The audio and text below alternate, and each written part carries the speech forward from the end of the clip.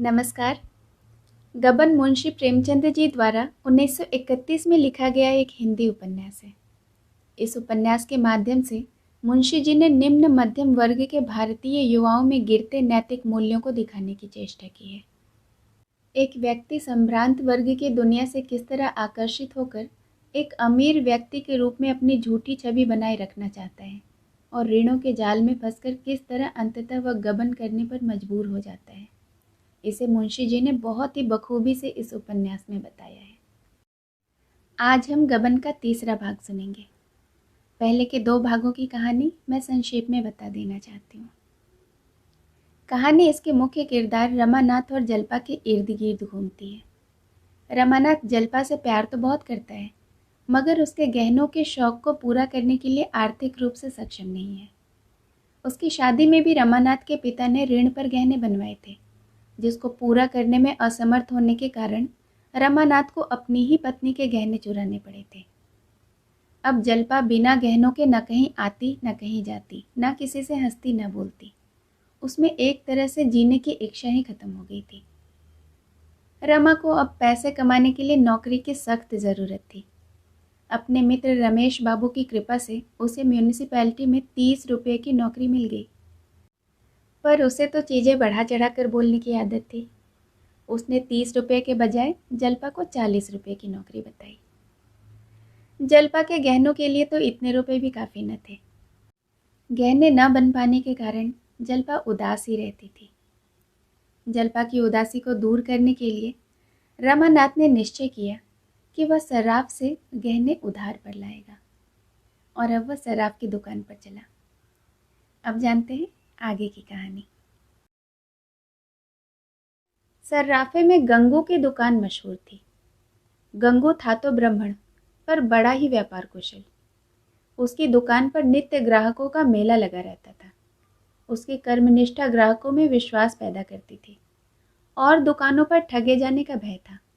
यहाँ किसी तरह का धोखा न था। गंगू ने रमा को देखते ही मुस्कुरा कर कहा, आइए बाबूजी, ऊपर आइए, बड़ी दया की। मुनीम जी, आपके वास्ते चाय पानी मंगवाओ। क्या हुक्म है? बाबूजी, आप तो जैसे मुझसे नाराज ही हो गए, कभी आते ही नहीं। गरीबों पर भी कभी कभी दया कर दिया कीजिए। गंगू की शिष्टता ने रमा की हिम्मत खोल दी। अगर उसने इतने आग्रह से न बुलाया होता तो शायद रमा को दुकान पर जाने का साहस ही न होता। अपने शाख का उसे अभी तक अनुभव ही न हुआ था।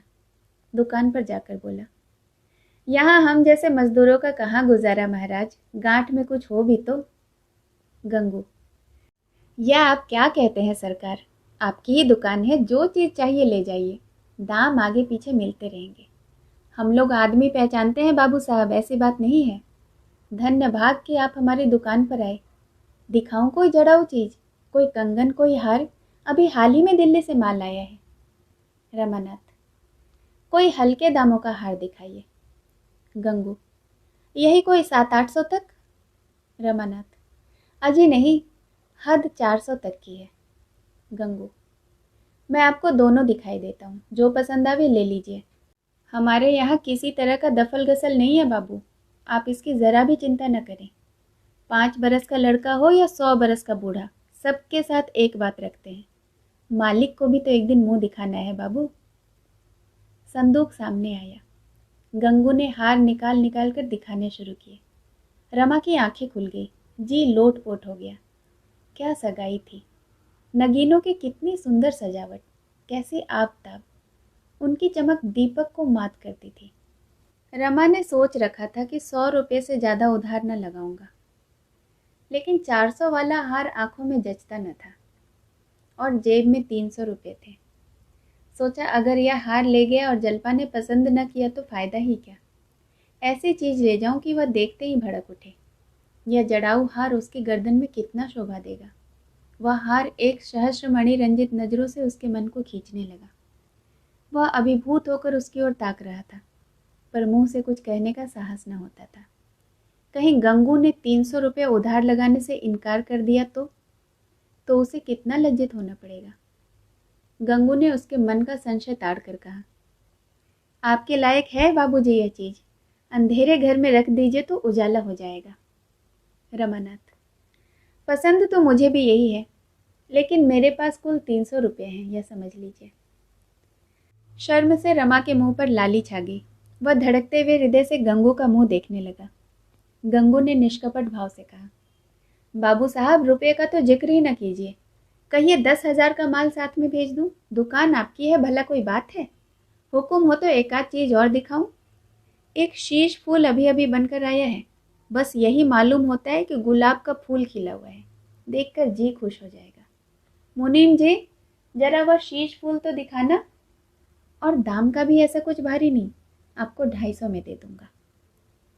रमा ने मुस्कुराकर कहा, महाराज, बहुत बातें बनाकर कहीं उल्टे छुरे से मोड़ न लेना। गहनों के मामले में बिल्कुल अनाड़ी हूँ। गंगू, ऐसा न कहो बाबूजी, आप चीज ले जाइए, बाजार में दिखा लीजिए। अगर कोई 250 से एक कौड़ी कम में भी दे तो मैं मुफ्त में दे दूंगा। शीश फूल आया। सचमुच गुलाब का फूल था, जिस पर हीरे की कलियां ओस की बूंदों के समान चमक रही थी। रमा की टकटकी बंद गई, मानो कोई अलौकिक वस्तु सामने आ गई हो। गंगू, बाबूजी, 250 रुपये तो कारीगर की सगाई के इनाम है, यह एक चीज है। रमानाथ, हाँ है तो सुंदर, मगर भाई ऐसा न हो कि कल से ही दाम का तकाजा करने लगो। मैं खुद ही जहां तक हो सकेगा जल्दी दे दूंगा। गंगू ने दोनों चीजें सुंदर मुखमली केशों में रखकर रमा को दे दी।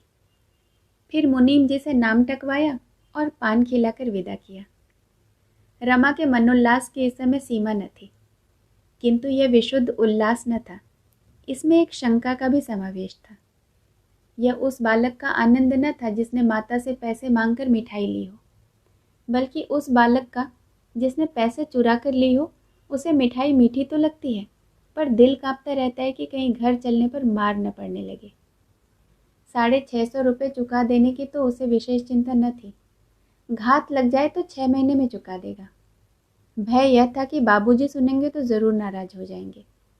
लेकिन ज्यों ज्यों आगे बढ़ता था, जल्पा को इन आभूषणों से सुशोभित देखने की उत्कंठा इस शंका पर विजय पाती थी। घर पहुंचने की जल्दी में उसने सड़क छोड़ दी और एक गली में घुस गया। सघन अंधेरा छाया हुआ था। बादल तो उसी वक्त छाए हुए थे जब वह घर से चला था।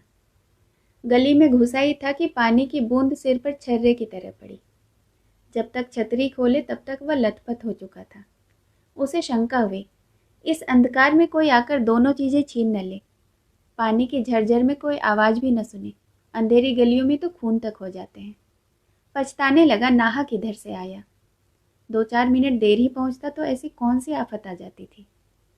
असामयिक वृष्टि ने उसकी आनंद कल्पनाओं में बाधा डाल दी। किसी तरह गली का अंत हुआ और सड़क मिला। लालटेनें दिखाई दी। प्रकाश कितनी विश्वास दिलवाने वाली चीज है, इसकी शक्ति का आज उसे अनुभव हुआ। वह घर पहुंचा तो दयानाथ बैठे हुक्का पी रहे थे। वह उस कमरे में न गया। उनकी आंख बचाकर अंदर जाना ही चाहता था कि उन्होंने टोका, इस वक्त कहाँ गए थे? रमा ने उन्हें कुछ जवाब न दिया। कहीं वह अखबार सुनाने लगे तो घंटों की खबर लेंगे। सीधा अंदर जा पहुंचा। जल्पा द्वार पर खड़ी उसकी राह देख रही थी। तुरंत ही छतरी उसके हाथ से ले ली और बोली, तुम तो बिल्कुल भीग गए, कहीं ठहर क्यों न गए? रमानाथ, पानी का क्या ठिकाना, रात भर बरसता रहे।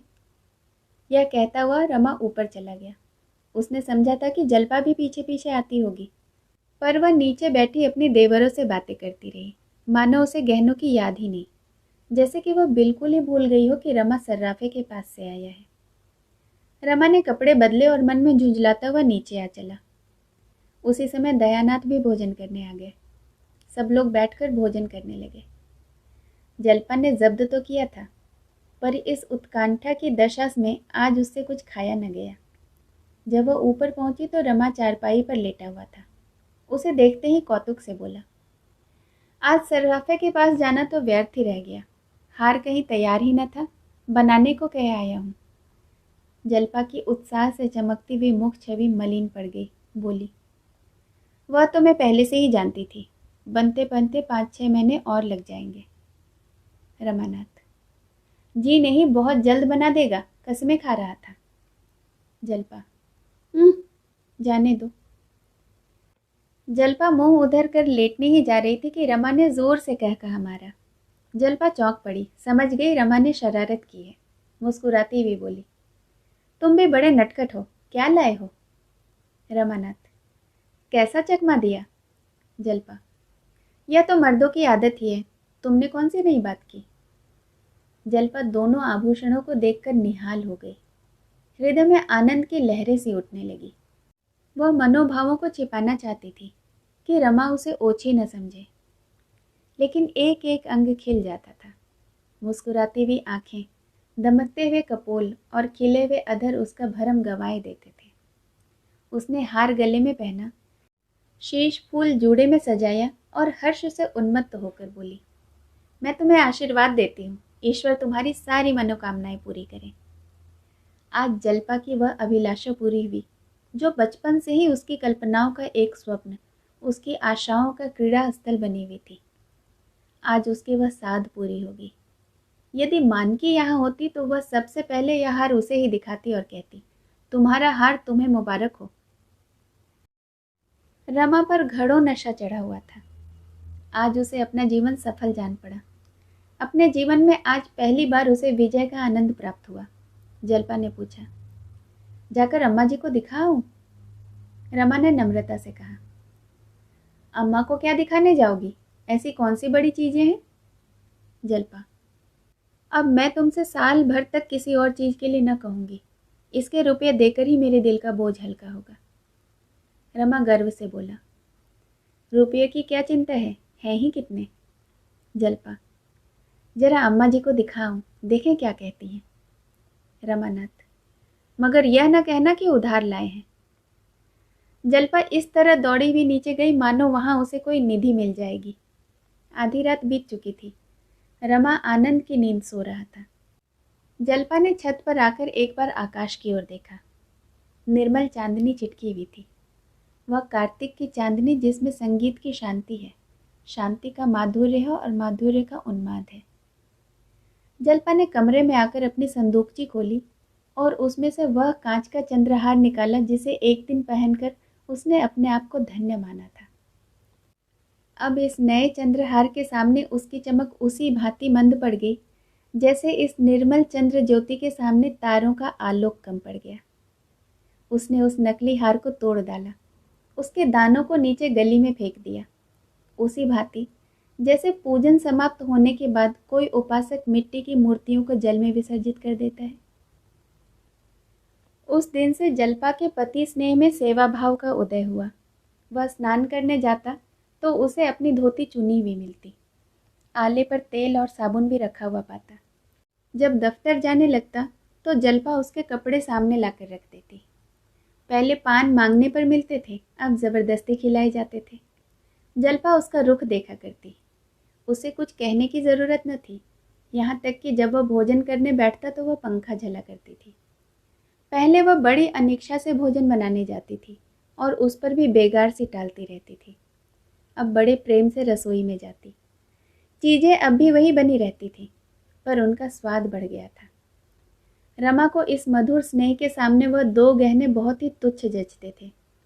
उधर जिस दिन से रमा ने गंगू की दुकान से गहने खरीदे, उसी दिन से दूसरे सर्राफों को भी उसके आभूषण प्रेम की सूचना मिल गई। रमा जब भी उधर से निकलता तो दोनों तरफ से दुकानदार उठ उठ कर उसे सलाम करते, आइए बाबूजी, पान तो खाते जाइए, दो एक चीजें हमारी दुकान से भी तो देखिए। रमा का आत्मसंयम उसकी साख को और भी बढ़ाता था। यहाँ तक कि एक दिन एक दलाल रमा के घर पर आ पहुंचा और उसके नहीं नहीं कहने पर भी अपनी संदूकची खोल ही दी। रमा ने उससे पीछा छुड़ाने के लिए कहा, भाई इस वक्त मुझे कुछ नहीं लेना है, क्यों अपना और मेरा समय नष्ट करोगे? दलाल ने बड़े विनीत भाव से कहा, बाबूजी देख तो लीजिए, पसंद आ जाए तो नहीं लीजिएगा, देखने में तो कोई हर्ज नहीं है। आखिर रईसों के पास न जाए तो किसके पास जाएं? औरों ने आपसे गहरी रकमें मारी हैं, हमारे भाग्य में भी बदा होगा तो आपसे 4 पैसा पा जाएंगे। बहू जी और माई जी को दिखा दीजिए, मेरा तो मन कहता है कि आज आपके ही हाथों से बोहनी होगी। रमानाथ, औरतों के पसंद की न कहो, चीजें तो अच्छी होंगी ही, पसंद आते देर लगती है क्या? लेकिन भाई इस वक्त हाथ खाली है। दलाल हंसकर बोला, बाबूजी बस ऐसी बातें कह देते हैं कि वाह, आपका हुक्म हो जाए तो 1500 आपके ऊपर निछावर कर दे। हम लोग आदमी का मिजाज देखते हैं बाबूजी। भगवान ने चाहा तो आज मैं सौदा करके ही उठूंगा। दलाल ने संदूक से दो चीजें निकाली। एक तो नए फैशन का जड़ाऊ कंगन था और दूसरा कानों का रिंग।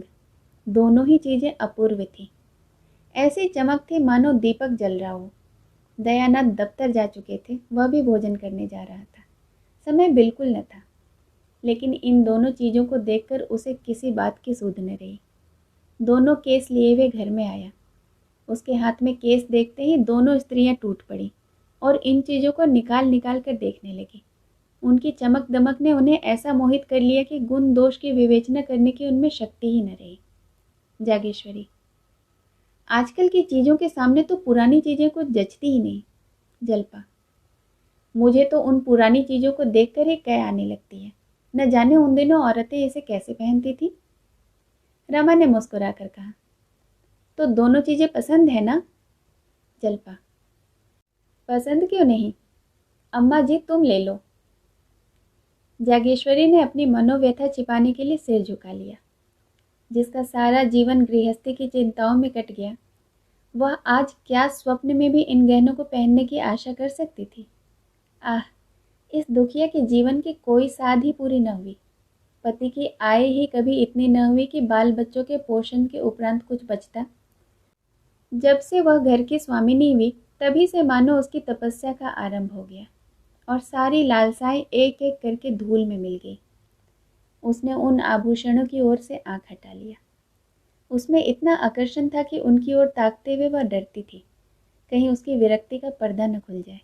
बोली, मैं लेकर क्या करूंगी बेटी, मेरे पहनने ओढ़ने के दिन तो निकल गए। कौन लाया है बेटा, क्या दाम है इनके?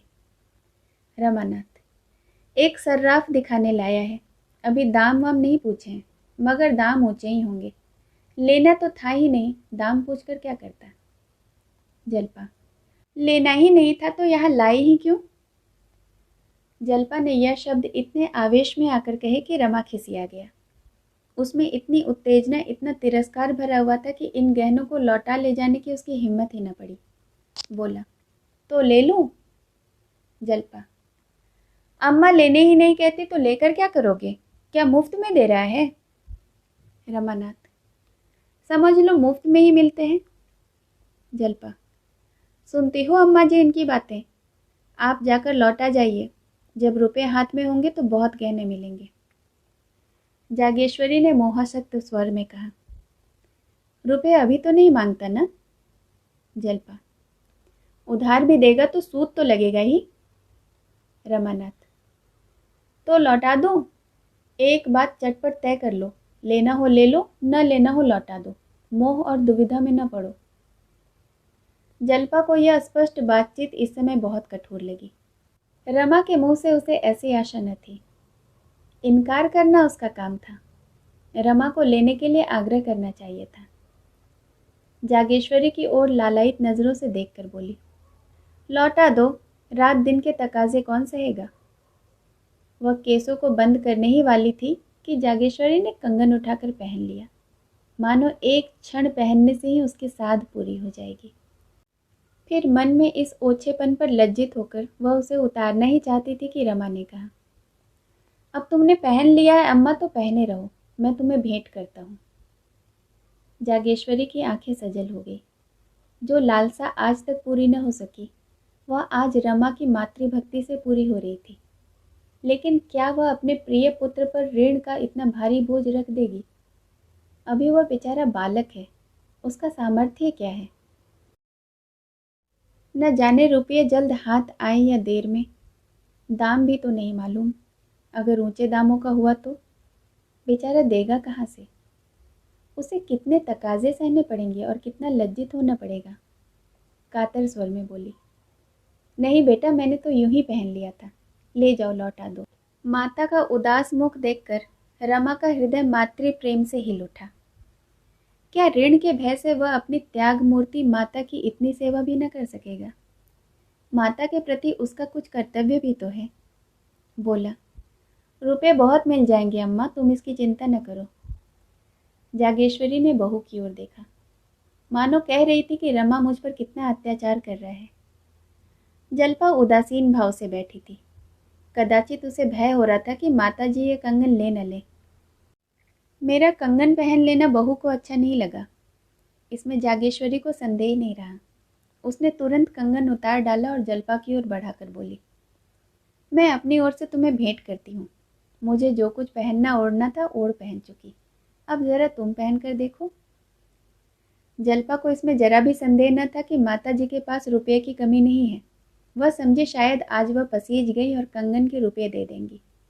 एक क्षण पहले उसने समझा था कि रुपये रमा को देने पड़ेंगे, इसीलिए इच्छा रहने पर भी वह उसे लौटा देना चाहती थी। जब माताजी उसका दाम चुका रही है तो वह क्यों इनकार करती। मगर ऊपरी मन से बोली, रुपये न हो तो रहने दीजिए अम्मा जी, अभी कौन सी जल्दी है। रमा ने कुछ चिढ़कर कहा, तो तुम यह कंगन ले रही हो। जल्पा, अम्मा जी नहीं मानती तो मैं क्या करूं। रमानाथ, और ये रिंग, इन्हें भी क्यों नहीं रख लेती। जल्पा, जाकर दाम तो पूछो। रमा ने अधीर होकर कहा, तुम इन चीजों को ले जाओ, तुम्हें दाम से क्या मतलब। रमा ने बाहर आकर दलाल से दाम पूछा तो सन्नाटे में आ गया। कंगन 700 के थे और रिंग 150 के। उसका अनुमान था कि कंगन अधिक से अधिक 300 के होंगे और रिंग 40-50 रुपए के।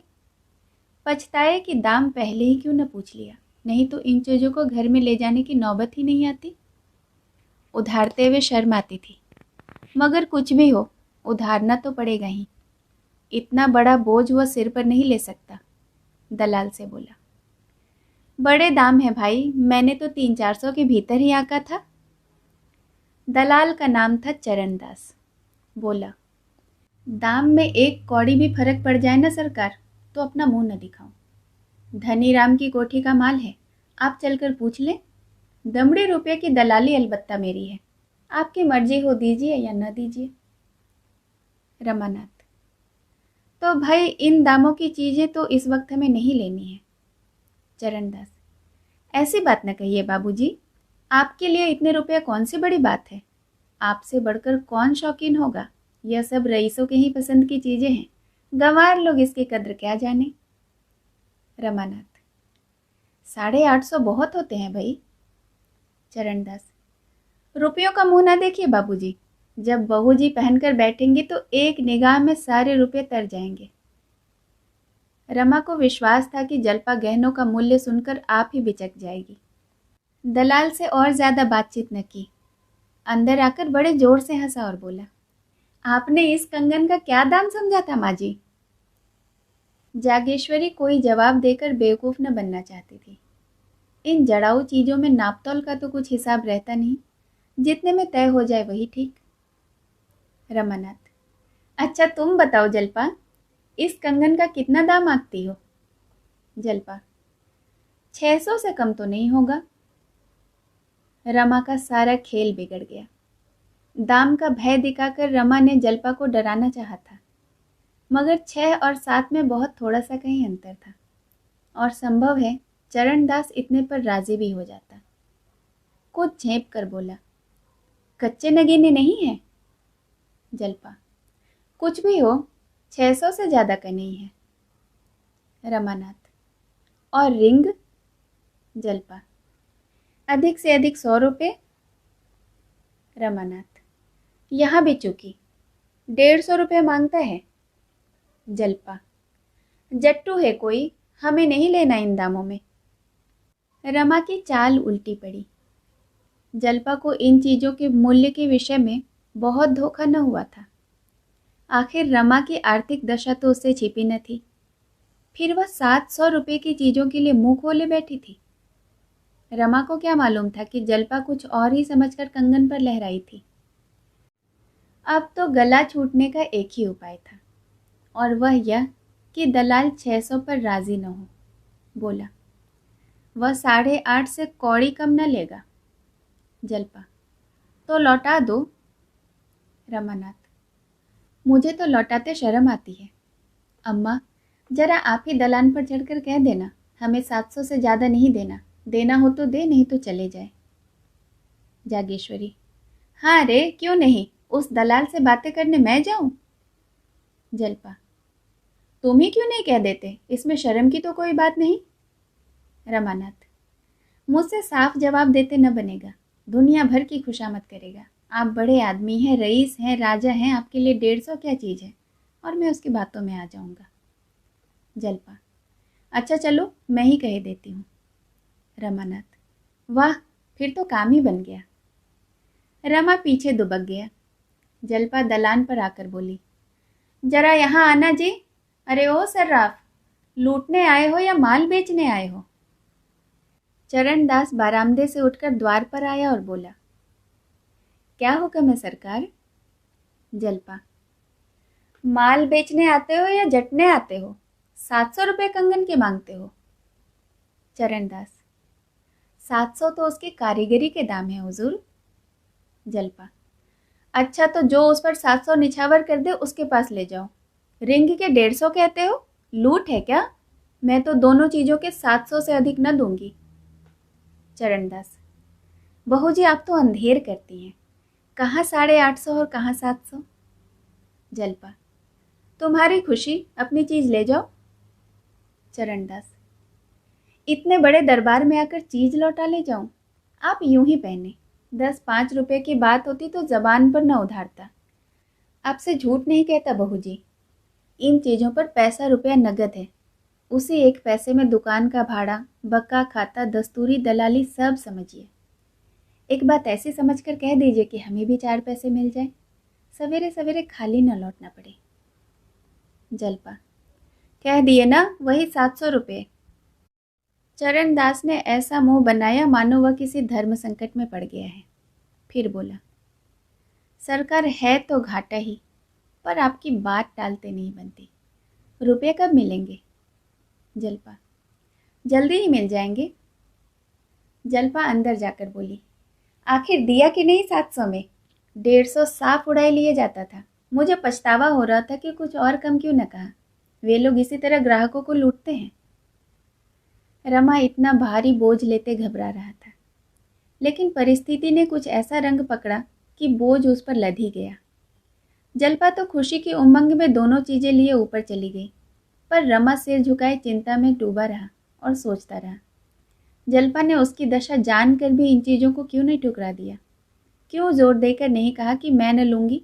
क्यों दुविधा में पड़ी रही? 550 ही चुकाना मुश्किल था, इतने और कहाँ से आएंगे?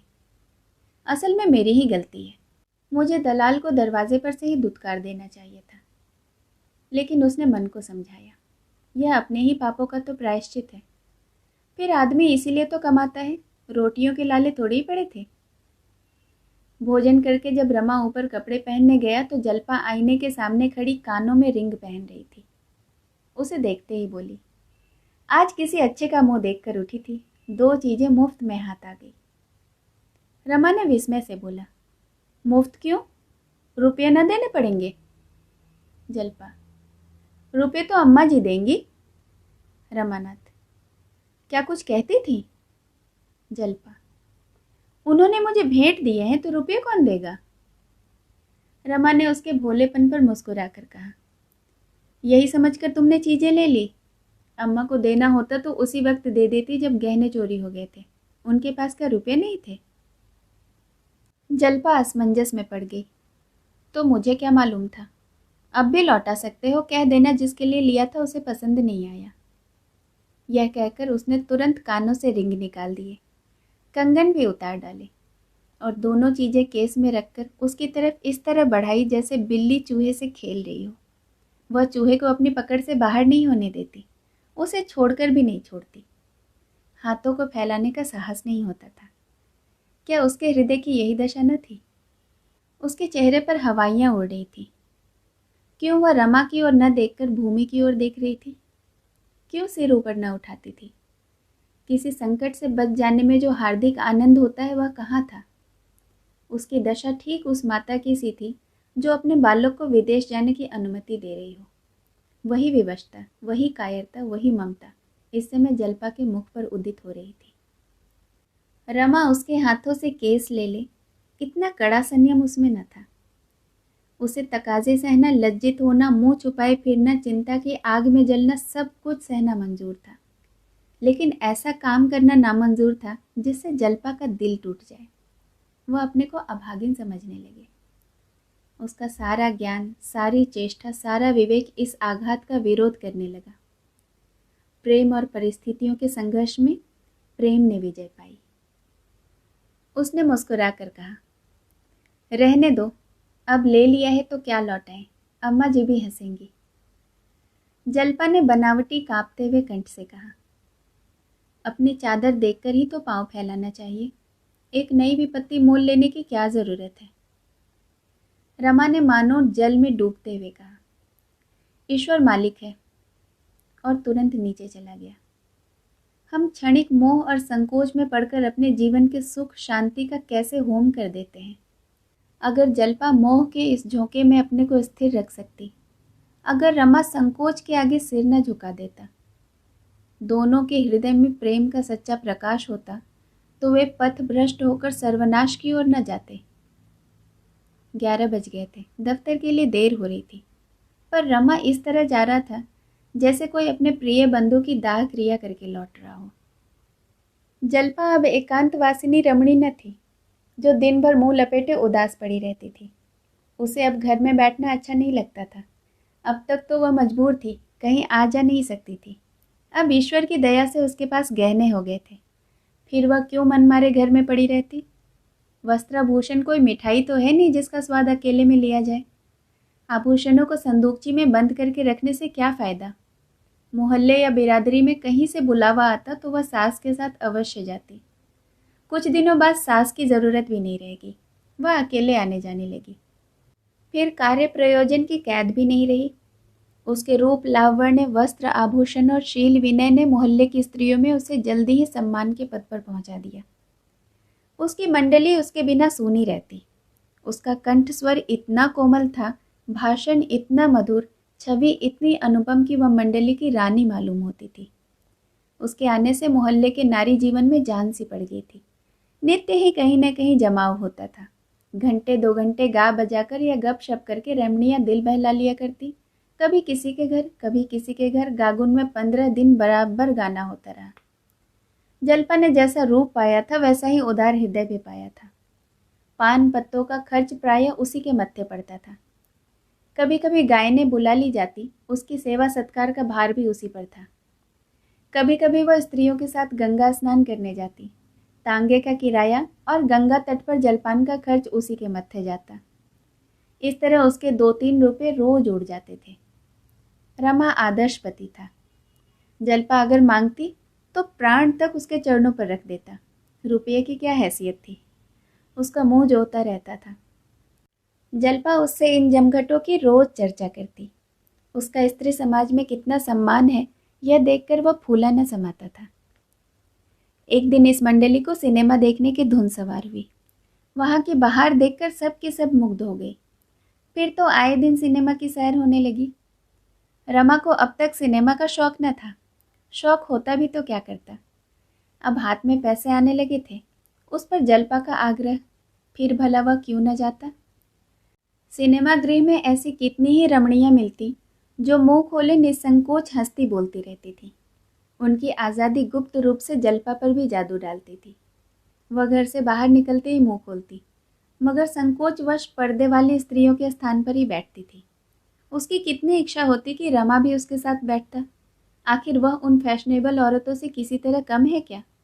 रंग रूप में वह हेठी नहीं, सज धज में किसी से कम नहीं, बातचीत करने में कुशल, फिर वह क्यों पर्दे वालियों के साथ बैठे। रमा बहुत शिक्षित न होने पर भी देश और काल के प्रभाव से उदार था। पहले तो वह पर्दे का ऐसा अनन्य भक्त था कि माता को कभी गंगा स्नान कराने ले जाता तो पंडों तक से न बोलने देता। कभी माता की हंसी मर्दाने में सुनाई देती तो आकर बिगड़ता, तुमको जरा सी शर्म नहीं अम्मा, बाहर लोग बैठे और तुम हंस रही हो। माँ लज्जित हो जाती थी। किंतु अवस्था के साथ रमा का यह लिहाज गायब होता गया। उस पर जल्पा की रूप छटा उसके साहस को और भी उभोजित करती थी। जल्पा रूपहीन काली कलूटी फूहड़ होती तो वह जबरदस्ती उसको पर्दे में बिठाता। उसके साथ घूमने या बैठने में उसे शर्म आती। जल्पा जैसी अनन्य सुंदरी के साथ सैर करने में आनंद के साथ गौरव भी तो था। वहाँ के सभ्य समाज की कोई महिला रूप, गठन और श्रृंगार में जल्पा की बराबरी न कर सकती थी। देहात की लड़की होने पर भी शहर के रंग में वह इस तरह रंग गई थी मानो जन्म से ही शहर में रहती आई हो। थोड़ी सी कमी अंग्रेजी शिक्षा की थी, उसे भी रमा पूरी किए देता था। मगर पर्दे का यह बंधन टूटे कैसे? भवन में रमा के कितने ही मित्र, कितनी ही जान पहचान के लोग बैठे नजर आते थे। वे उसे जल्पा के साथ बैठे देखेंगे तो कितना हंसेंगे।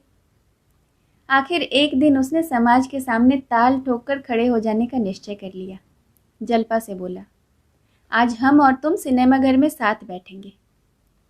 जल्पा के हृदय में गुदगुदी सी होने लगी। हार्दिक आनंद की आभा उसके चेहरे पर झलक उठी। बोली, सच? नहीं भाई, साथ वालियां जीने न देंगी। जल्पा, इस तरह डरने से तो फिर कुछ भी ना होगा। यह क्या स्वांग है कि स्त्रियां मुंह छुपाए चिक की आड़ में बैठी रहें? इस तरह यह मामला भी तय हो गया। पहले दिन दोनों झेपते रहे, लेकिन दूसरे दिन से हिम्मत खुल गई। कई दिनों के बाद वह समय भी आया कि रमा और जल्पा संध्या पार्क में साथ साथ टहलते दिखाई दिए। जल्पा ने मुस्कुराकर कहा, कहीं बाबूजी देख लें तो? रमानाथ, तो क्या, कुछ नहीं। जल्पा, मैं तो शर्म के मारे गड़ जाऊं। रमानाथ, अभी तो मुझे भी शर्म आएगी, मगर बाबूजी खुद ही इधर ना आएंगे।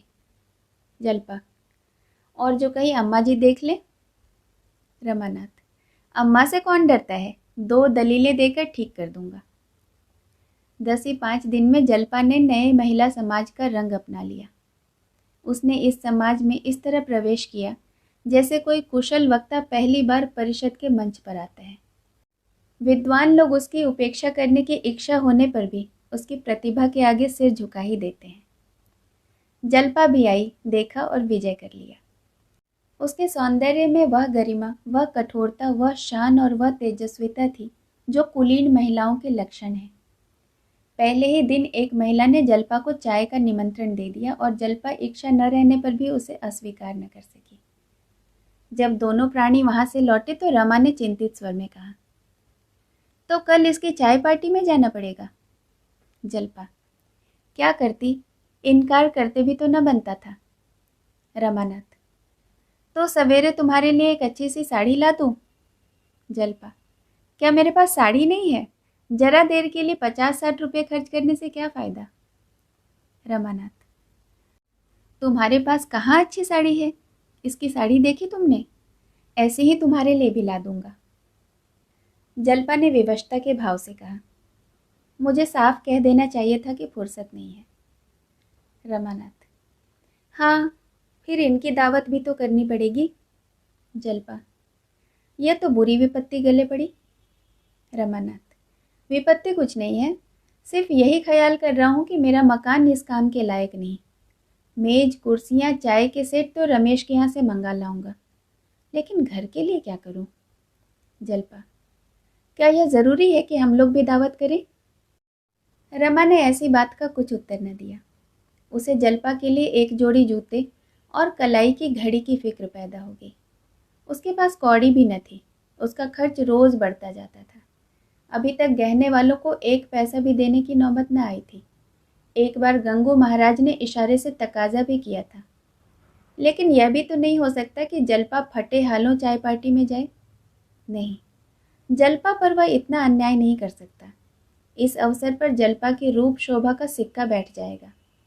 सभी तो आज चमचम साड़ियाँ पहनी हुई थी, जड़ाऊ कंगन और मोतियों के हारों की तो कमी ही न थी, पर जल्पा अपने सादे आवरण में उनसे कोसों आगे थी।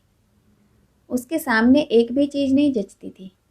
यह मेरे पूर्व कर्मों का फल है कि मुझे ऐसी सुंदरी मिली। आखिर यही तो उसके खाने पहनने और जीवन के आनंद उठाने के दिन है। जब जवानी में ही सुख न उठाया तो बुढ़ापे में क्या कर लेंगे?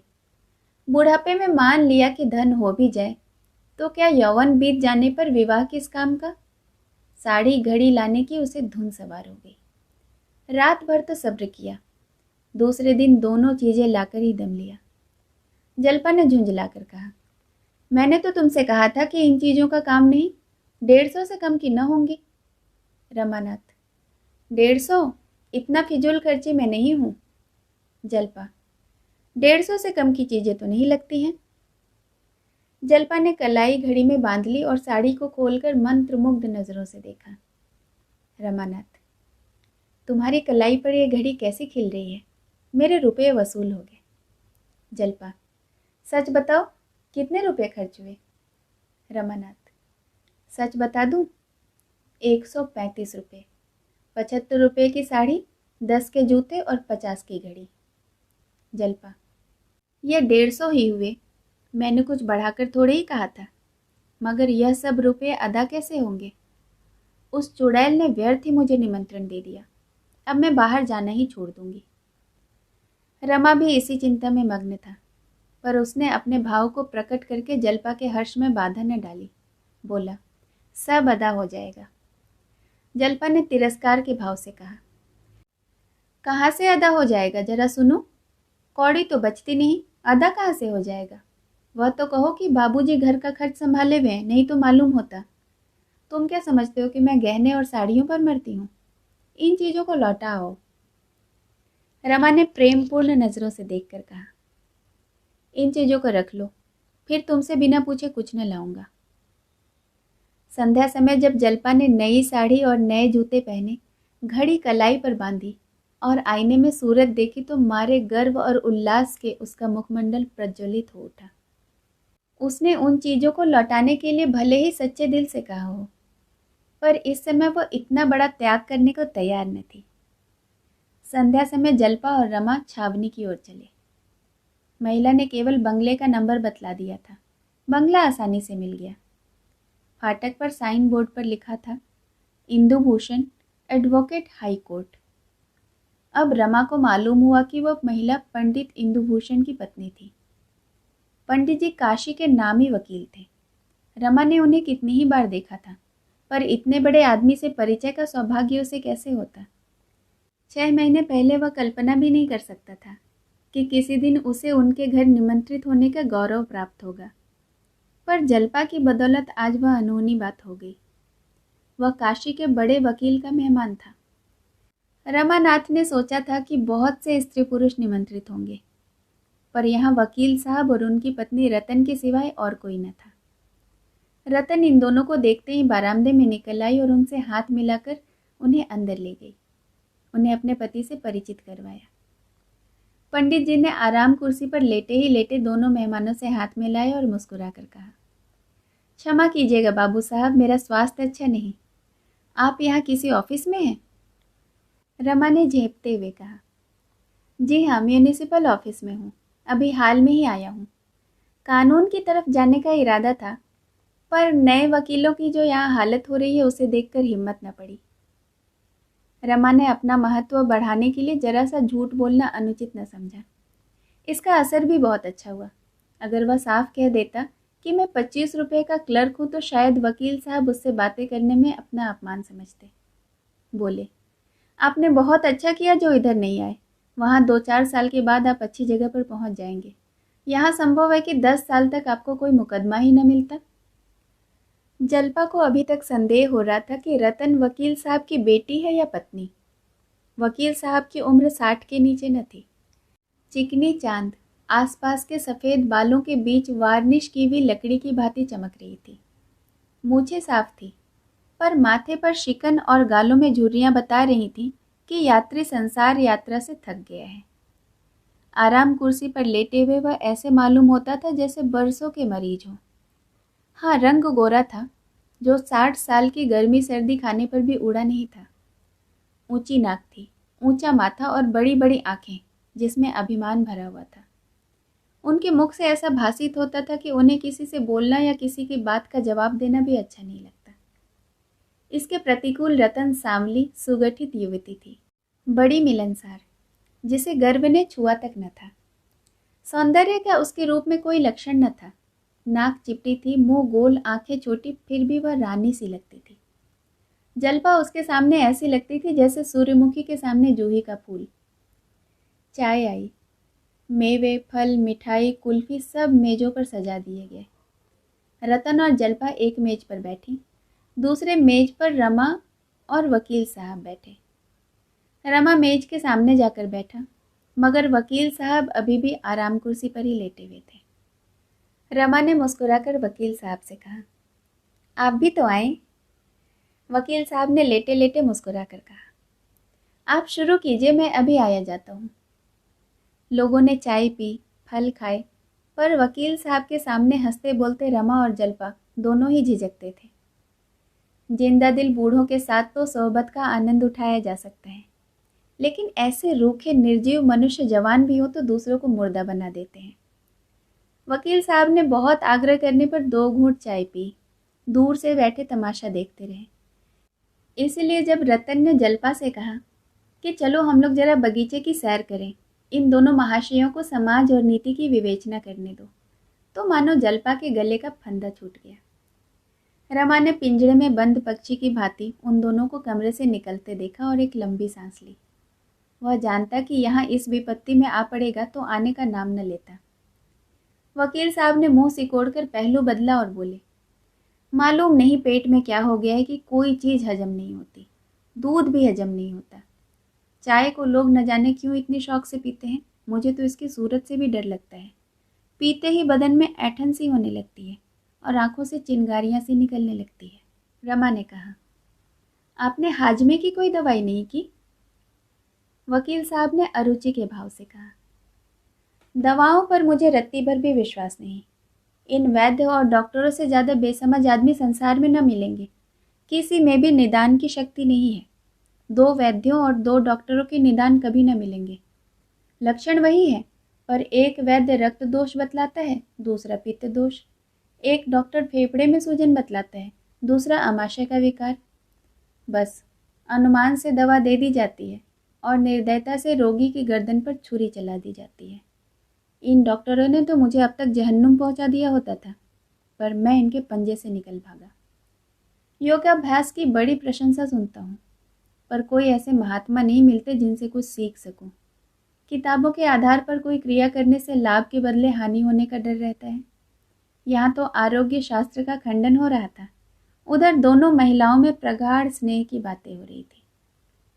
रतन ने मुस्कुराकर कहा, मेरे पतिदेव को देखकर तुम्हें बड़ा आश्चर्य हुआ होगा। जल्पा को आश्चर्य नहीं भ्रम भी हुआ था, बोली, वकील साहब का दूसरा विवाह होगा।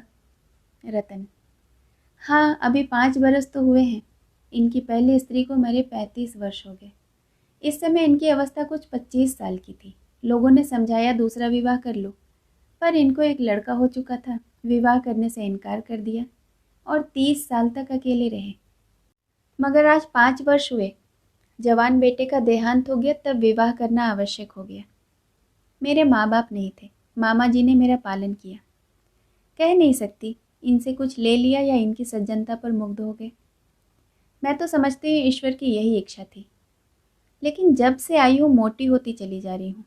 डॉक्टरों का कहना है कि तुम्हें संतान नहीं हो सकती। बहन, मुझे तो संतान की लालसा नहीं है, लेकिन मेरे पति मेरी दशा देखकर बहुत दुखी रहते हैं। मैं ही इन सब रोगों की जड़ हूँ। आज मुझे ईश्वर एक संतान दे दे तो इनके सारे रोग भाग जाएं। कितना चाहती हूँ कि दुबली हो जाऊँ।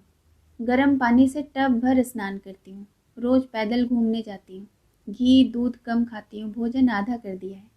जितना परिश्रम करते बनता है करती हूँ, फिर भी दिन ब दिन मोटी ही होती चली जाती हूँ। कुछ समझ में नहीं आता क्या करूँ। जल्पा, वकील साहब तुम्हें चिढ़ाते होंगे। रतन, नहीं बहन, बिल्कुल नहीं, भूल कर भी नहीं। कभी मुझसे इसकी चर्चा भी नहीं की। उनके मुंह से कभी एक शब्द भी ऐसा नहीं निकला जिससे उनकी मनोव्यथा प्रकट होती। पर मैं जानती हूँ यह चिंता उन्हें मारे डालती है। अपना कोई बस नहीं, क्या करूँ। मैं जितना चाहूँ खर्च करूँ, जैसे चाहूँ रहूँ, कभी कुछ नहीं बोलते। जो कुछ पाते हैं लाकर मेरे हाथों पर रख देते हैं। समझाती हूँ, अब तुम्हें वकालत करने की क्या ज़रूरत है, आराम क्यों नहीं करते। पर इनसे घर पर बैठा ही नहीं जाता। केवल 2 चपातियों से नाता है। बहुत जिद की तो 2-4 दाने अंगूर खा लिए। मुझे तो उन पर दया आती है। अपने से जहाँ तक हो सकता हो उनकी सेवा करती हूँ। आखिर वह मेरे लिए हैं तो अपनी जान खपा रहे हैं। जल्पा, ऐसे पुरुष को देवता समझना चाहिए। यहाँ तो एक स्त्री मरी नहीं कि दूसरा ब्याह रच गया। 30 साल अकेले रहना कम बड़ी बात नहीं है। रतन, हाँ बहन है तो देवता ही। अब भी कभी उनकी स्त्री की चर्चा आ जाती है तो रोने लगते हैं। तुम्हें उनकी तस्वीर दिखाऊंगी। देखने में जितने कठोर मालूम होते हैं, भीतर से उनका हृदय उतना ही नरम है। कितने ही अनाथों, विधवाओं और गरीबों के महीने बांध रखे हुए हैं। अरे, तुम्हारा यह कंगन तो बड़ा सुंदर है। जलपा, हाँ बड़े अच्छे कारीगर का बनाया हुआ है। रतन, मैं तो यहाँ किसी को जानती ही नहीं। वकील साहब को गहने के लिए कष्ट देने की इच्छा नहीं होती। मामूली सुनारों से बनवाते डर लगता है, न जाने क्या मिला दे। पहले पत्नी जी के सब गहने रखे हुए हैं, लेकिन मुझे वह अच्छे नहीं लगते। तुम बाबू रमानाथ से मेरे लिए ऐसा ही जोड़ा कंगन बनवा दो ना। जलपा, देखिए पूछती हूँ। रतन, आज तुम्हारे आने से जी बहुत खुश हुआ। दिन भर अकेली पड़ी रहती हूँ, जी घबराया करता है, किसके पास जाऊँ। किसी से परिचय नहीं, ना ही मेरा जी चाहता है कि किसी से मिलूं। दो एक महिलाओं को बुलाया, उनके घर गई भी, चाहा कि उनसे बहनापा जोड़ लूं, लेकिन उनके आचार विचार देखकर उनसे दूर रहना ही अच्छा मालूम हुआ। दोनों ही मुझे उल्लू बनाकर जटना चाहती थी। मुझसे रुपये उधार ले गई और आज तक दे ही रही हैं। श्रृंगार की चीज़ों पर मैंने उनका इतना प्रेम देखा कि कहते लज्जा आती है। तुम घड़ी आधी घड़ी के लिए रोज चली आया करो बहन। जलपा, वाह, इससे अच्छा और क्या होगा। रतन, मैं मोटर भेज दिया करूंगी। जलपा, क्या ज़रूरत है, टांगे तो मिलते ही हैं। रतन, न जाने क्यों तुम्हें छोड़ने को जी नहीं चाहता। तुम्हें पाकर रमानाथ जी अपना भाग्य सराहते होंगे। जलपा ने मुस्कुराकर कहा, भाग्य वाग्य कुछ नहीं सराहते, उल्टा घुड़कियां जमाया करते हैं। रतन, सच? मुझे तो विश्वास नहीं आता। लो, यह भी आ गए। पूछना ना, ऐसा दूसरा कंगन बनवा देंगे। जलपा, रमा से, क्यों, चरण दास से कहा जाए तो ऐसा कंगन कितने दिनों में बनवा देगा। रतन ऐसा ही कंगन बनवाना चाहती है। रमा ने तत्परता से कहा, हाँ बना क्यों नहीं सकता, इससे बहुत अच्छे बना सकता है। रतन, इस जोड़े के क्या लिए थे। जलपा, 800 के थे। रतन, कोई हरज नहीं, मगर बिल्कुल ऐसा ही हो, इसी नमूने का। रमा, हाँ हाँ बनवा दूंगा। रतन, मगर भाई अभी मेरे पास रुपए नहीं हैं। रुपये के मामले में पुरुष महिलाओं के सामने कुछ नहीं कह सकता। वह क्या कह सकता है, इस वक्त मेरे पास रुपये नहीं है। वह मर जाएगा पर यह उज्र न करेगा। वह कर्ज लेगा, दूसरों की खुशामद करेगा, पर स्त्री के सामने अपनी मजबूरी न दिखाएगा। रुपये की चर्चा को ही वह तुच्छ समझता है। जलपा पति की आर्थिक दशा अच्छी तरह जानती थी, पर यदि रमा ने इस समय कोई बहाना कर दिया होता तो उसे बहुत बुरा मालूम होता था। वह मन में डरती थी कि कहीं यह महाशय यह न कह बैठे कि सर्राफ से पूछ कर कहूँगा। उसका दिल धड़क रहा था जब रमा ने वीरता के साथ कहा, हाँ हाँ रुपये की कोई बात नहीं, जब चाहे दे दीजिए, तो वह खुश हो गई। रतन, तो कब तक आशा करूं। रमानाथ, मैं आज ही सर्राफ से कह दूंगा, तब भी 15 दिन तो लग ही जाएंगे। जलपा, अब की रविवार को मेरे घर ही चाय पीजिएगा। रतन ने निमंत्रण स्वीकार किया और दोनों आदमी विदा हुए। शेष कहानी अगले भाग में। सुनने के लिए बहुत बहुत धन्यवाद।